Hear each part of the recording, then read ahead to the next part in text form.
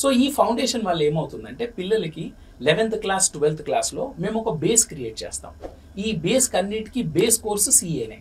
Because మీరు ఎక్కడైనా చూడండి, ఏ కోర్స్ అయినా తీసుకోండి, సబ్జెక్ట్స్ అవే ఉంటాయి. కొంచెం ఎక్కువ తక్కువ సిలబస్ తో ఉంటాయి, బట్ సబ్జెక్ట్స్ మాత్రం అదే ఉంటాయి. సో ఈ 11th and 12th క్లాస్ నుంచి మేము కాలేజెస్ లో ట్రైనింగ్ ఇస్తాం. సో దట్ ఒక పిల్లోడు 12th కి వచ్చే లోపు he can do his assessment.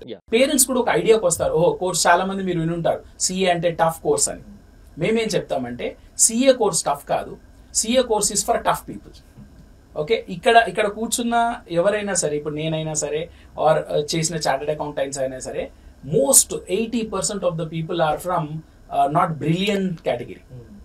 Okay, average above average పిల్లలే సిఏ కోర్సులో బాగా రాణిస్తారు. ఎందుకంటే ఈ కోర్స్ చేయడానికి మీకు కావాల్సింది డిసిప్లిన్, చేయాలన్న ఒక తపన. ఇది ఉందనుకోండి, మీరు తప్పకుండా క్లియర్ అవుతారు.